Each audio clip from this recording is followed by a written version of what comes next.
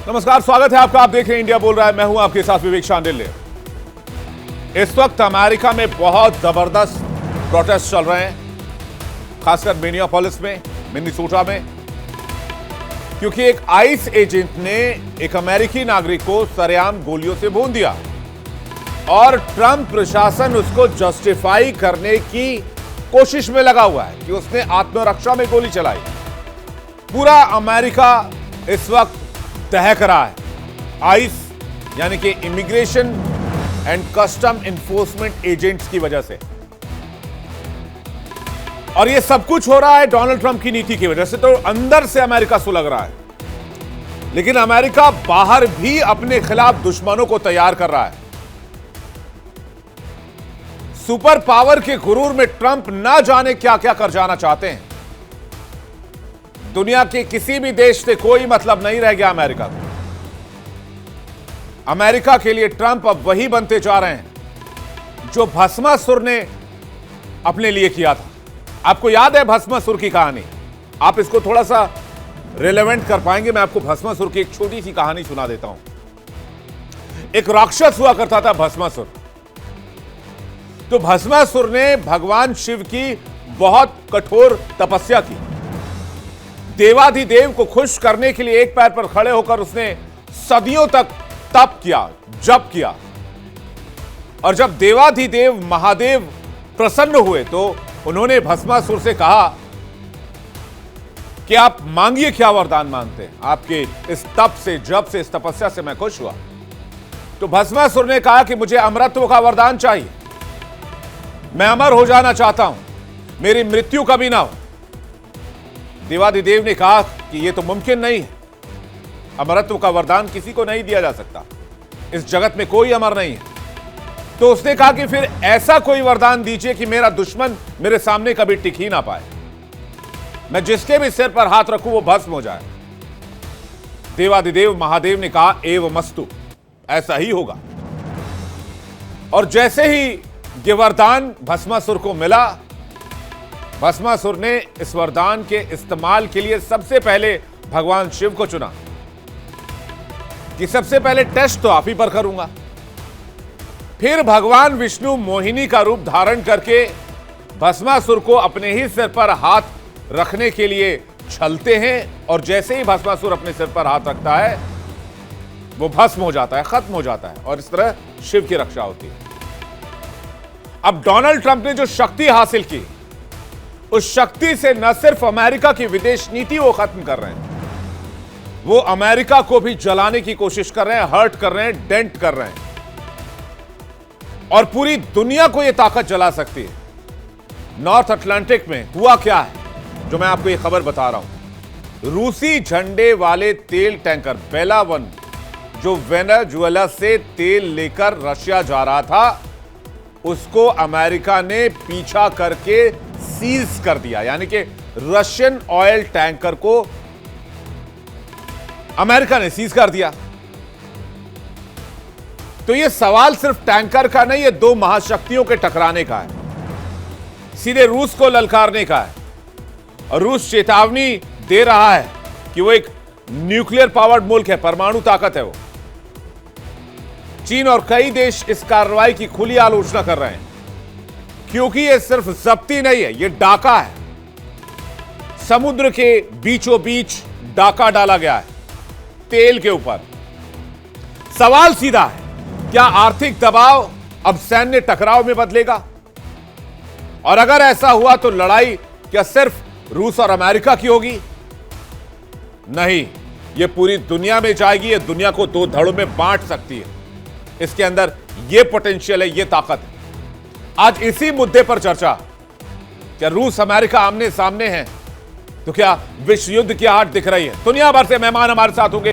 America कभी दुनिया में लोकतंत्र का हितैषी और खुद को रक्षक बताया करता था, पूरी दुनिया का नेतृत्व करने वाला देश बताता था, लेकिन आज वो दादागिरी करने वाले सुपर पावर की तरफ पेश आ रहा है, और चेहरा है डोनाल्ड ट्रंप। यानी ऐसा लग रहा है कि अमेरिका की नीति अगेंस्ट द वर्ल्ड है, जो पूरी दुनिया को अलग थलग करना चाहते हैं। पहले वेनेजुएला पर हमला, फिर ग्रीनलैंड पर कब्जे वाला ऐलान। अब नॉर्थ अटलांटिक समंदर में रूसी तेल टैंकर को निशाना बनाया गया है अमेरिका की तरफ से। अब जरा इस वीडियो को देखिए जो आप इस वक्त देख रहे हैं। अगर आप इस तरफ, मैं इस तरफ जाऊं, अगर आप इस वीडियो को देखें तो अमेरिकी नेवी कैसे इस टैंकर को कब्जे में ले रही है। कोई आम टैंकर नहीं है, ये एक रूसी तेल टैंकर है, इसका नाम बेला 1 है। अमेरिका ने इसे प्रतिबंधित जहाजों की लिस्ट में डाला और इस जहाज को सीज कर लिया, जिससे रूस फट पड़ा है। जहाज के क्रू मेंबर की होशियारी से जहाज बच गया। अमेरिकी कोस्ट गार्ड के पास इस जहाज को जब्त करने का वारंट भी था। अमेरिकी अधिकारियों का आरोप था कि यह जहाज अमेरिकी प्रतिबंधों का उल्लंघन कर रहा था और ईरानी तेल ढो रहा था। अमेरिका ने नॉर्थ अटलांटिक में रूसी झंडे वाले तेल टैंकर को जब्त कर लिया, जिससे टेंशन बहुत जबरदस्त हो गई है। यूएस कोस्ट गार्ड की ये तस्वीर आप देख रहे हैं, ये फोटो, ये इमेजेस जो आई हैं, और ये जो टैंकर आप देख रहे हैं ये रशियन ऑयल टैंकर है। क्या रूस खामोश बैठेगा? आपको ऐसा लगता है? मुझे ऐसा नहीं लगता है। वेनेजुएला से तेल लेकर जा रहा था। ट्रैकिंग से बचने के लिए बेला 1 नाम रखा गया था। मरीनर बदलकर अमेरिका ने बेला 1 को इसका नाम चेंज कर दिया, इसका मरीनर नाम कर दिया। 2 हफ्ते तक पीछा करने के बाद रूसी नेवी बेला 1 को बचाने पहुंची, लेकिन नाकाम रही, क्योंकि कानून का उल्लंघन बताते हुए अमेरिका ने चेतावनी दी। चीन समेत कई देश अमेरिका की इस कार्रवाई की आलोचना कर रहे हैं। किस तरह से इस जहाज को, इस ऑयल टैंकर को सीज किया जा रहा है, इस तस्वीर में आप देख सकते हैं। यहां ऊपर नीचे एक अपाचे हेलीकॉप्टर यहां मंडरा रहा है, एक और सैन्य हेलीकॉप्टर यहां मंडरा रहा है। रूसी जो अमेरिकी जो नेवी शिप है, बैटल शिप, वो उसको आप यहां पर देख सकते हैं, वो यहां पर है। यानी कि इस ऑयल टैंकर की चारों तरफ से घेरेबंदी कर दी गई। और ये कोई स्मगलिंग का केस नहीं था, ये समंदर के अंदर, नॉर्थ अटलांटिक समंदर के अंदर सीधे सीधे रूस को चुनौती कि हम यहां खड़े हैं, आपको जो करना है कर लीजिए। सबसे खतरनाक पल तब आया जब रूसी नेवी अपने टैंकर को बचाने के लिए पहुंच गई, क्योंकि यहां 2 परमाणु ताकतें आमने सामने थी, समंदर के बीचों बीच। आप सोचिए कि क्या हो सकता था यहां पर, कि कहानी सिर्फ तेल की नहीं है, यह अब ताकत की कहानी बनती जा रही है। साख की लड़ाई, नाक की लड़ाई, समंदर के बीच में वर्चस्व की लड़ाई, और यही चाइना चाहता है कि अमेरिका और रूस आमने सामने आ जाएं। अब इस पर मॉस्को का बयान भी आया है। मॉस्को ने कहा कि अमेरिका ने अंतर्राष्ट्रीय कानून का उल्लंघन किया है और इसके परिणाम गंभीर होंगे। पुतिन इस वक्त गुस्से से खौल रहे हैं और रूस याद दिला रहा है कि वो कोई कमजोर देश नहीं है। दुनिया की सबसे ज्यादा परमाणु मिसाइलें आज रशिया के पास है। मैं ये नहीं कह रहा कि रूस अमेरिका को हरा देगा या अमेरिका रूस को इन्वेड कर देगा। मैं ये कह रहा हूं, आप देखिए दुनिया के लिए कितनी खतरनाक घड़ी है।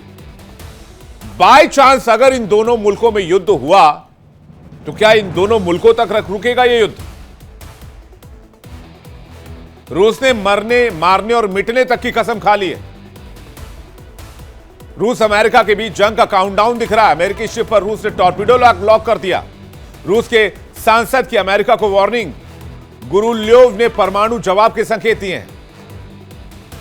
यह धमकी नहीं है, लेकिन इतना इशारा काफी है कि दुनिया की नींद उड़ जाए।